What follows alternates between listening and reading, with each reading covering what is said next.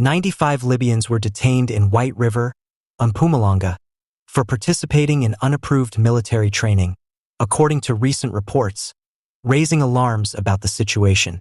Please kindly hit on the subscribe button as we go into the details.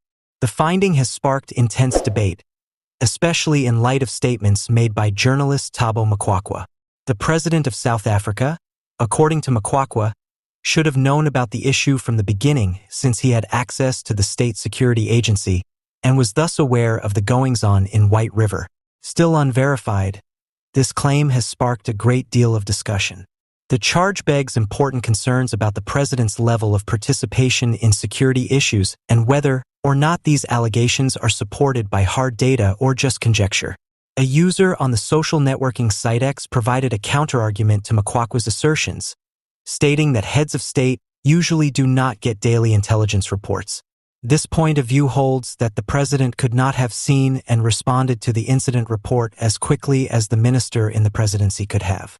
This viewpoint draws attention to the difficulties in communicating with the government and the procedures needed to handle sensitive data. The discussion emphasizes how difficult it is to maintain correct information flow at the highest levels of government and how difficult it is to manage national security. It's critical to discern between conjecture and factual information when these unsubstantiated assertions gain traction. The media's role in covering such delicate subjects is also being closely examined, highlighting the need of responsible journalism and the significance of verifying severe claims in order to prevent false information. High-ranking military officer Commander Romano Lottering is in a tough position after reporting suspicions about ANC members purportedly connected to President Cyrilramaphosa convening unapproved meetings at an army installation in Johannesburg South. Lottering expressed disapproval of these events, claiming that they went against military rules and procedures.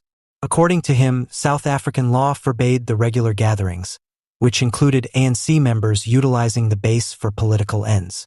Nonetheless, the leadership of the South African National Defence Force, SANDF, has not been pleased with Lottering's disclosures. Senior SANDF officials have shifted their attention from addressing the charges to scrutinizing Lottering's motivations and starting an internal probe against him. Concerns over the protection of whistleblowers within the military as well as the openness and integrity of military operations have been highlighted by this action. According to SANDF reports, Lottering is now being investigated and may be charged with disobedience and subordination. Political analysts and military experts are outraged by these activities, seeing them as a diversion from the grave accusations he has made. President Ramaphosa's administration has not commented on the claims, and the ANC has not yet released a formal statement. The scandal has also spurred discussion in the public sphere about the punishment of individuals who reveal political abuses using military bases. The inquiry into Lottering highlights the necessity for accountability and openness in all government institutions while also highlighting the difficult balance between military discipline. The SANDF's function in maintaining internal law and order may be significantly impacted by the case's conclusion. Police Commissioner Sarah Johnson verified that the firearms taken from the White River military installation were legitimate and properly documented at a news conference held recently. The statement follows a high-profile operation that raised a great deal of speculative and anxious anticipation and resulted in the seizure of a sizable stockpile of guns.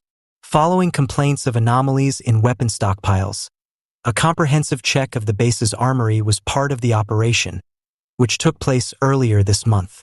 After authorities confiscated a number of weapons, including assault rifles and pistols, the public and media immediately began to pay close attention.